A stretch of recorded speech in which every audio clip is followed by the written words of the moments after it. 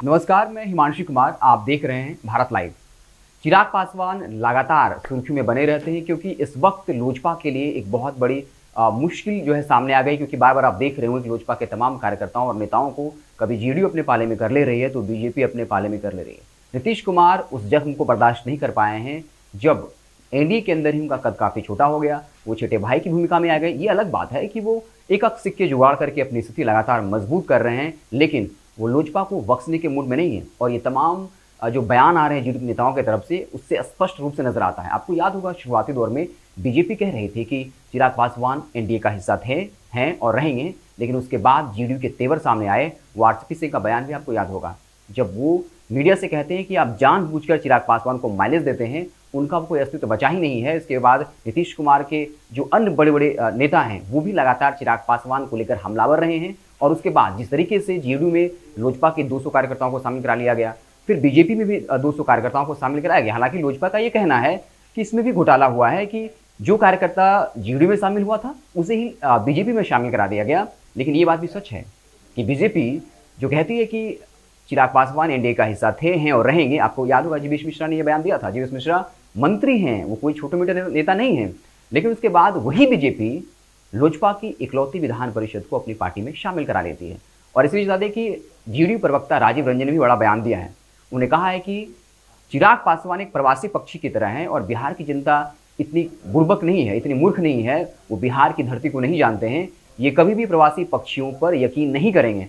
आप समझ गए होंगे, प्रवासी पक्षी मतलब ये होता है जो एक खास वक्त के लिए कहीं और रहता है और फिर किसी खास वक्त के लिए कहीं और। इशारा उनका था कि वो दिल्ली में बैठकर राजनीति करते हैं। और हाल ही में वो बहुत दिनों तक जब चुनाव परिणाम आए तो दिल्ली में थे और अब फिर दिल्ली से पटना में मौजूद है। तो राजीव रंजन इस पर तंज किया और कहा कि चिराग पासवान अपना ईमानदारी पूर्वक आकलन नहीं कर पाए कि उनकी स्थिति क्या है और बड़बोलेपन के शिकार हैं और इसका खामियाजा उनको भुगतना पड़ रहा है। उन्हें बाकायदा इस ओर ध्यान दिलाया कि अगर चिराग पासवान नीतीश कुमार को हार्म नहीं करते, नुकसान नहीं करते, तो इस वक्त वो केंद्रीय मंत्री होते। आपको पता होगा रामविलास पासवान खाद्य उपभोक्ता मंत्री थे केंद्र में, लेकिन रामविलास पासवान की मृत्यु के बाद चिराग पासवान ने नीतीश कुमार के खिलाफ मोर्चा खोल दिया। उसके बाद रामविलास पासवान को लेकर जो सीट खाली हुई थी उस पर सुशील मोदी को राज्यसभा सांसद बना दिया गया।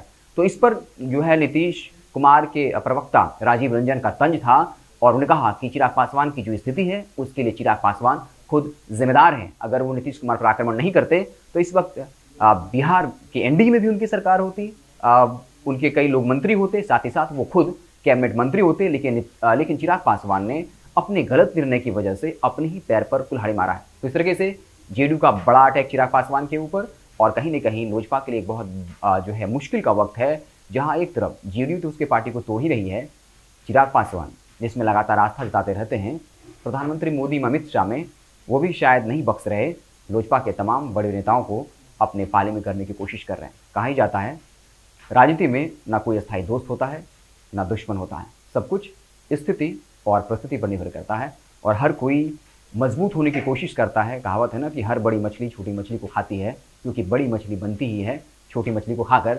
तो शायद इसलिए जेडीयू और बीजेपी चाह रही है कि लोजपा को तोड़ करके खुद बड़ा हुआ जाए। जब जेडीयू ने अपने पाले में कर लिया तो बीजेपी फिर पीछे क्यों रहती, उसने भी लोजपा के नेताओं को तोड़ना शुरू कर दिया। तो बिल्कुल चिराग पासवान के लिए मुश्किल वक्त है और देखना होगा कि इस वक्त में वो कैसे उबर पाते हैं। आप देखते रहें भारत लाइव, हम आपको पल पल की खबरों से लगातार अपडेट करते रहेंगे।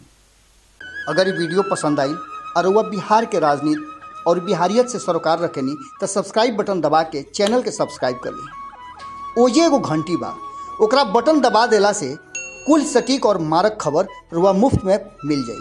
अगर रुआ पत्रकारिता के हमनी के नया प्रयोग में सहयोग कर चाहतानी तो ज्वाइन बटन दबा दी। पेटीएम नंबर नोट कर ली 9386816700। धन्यवाद।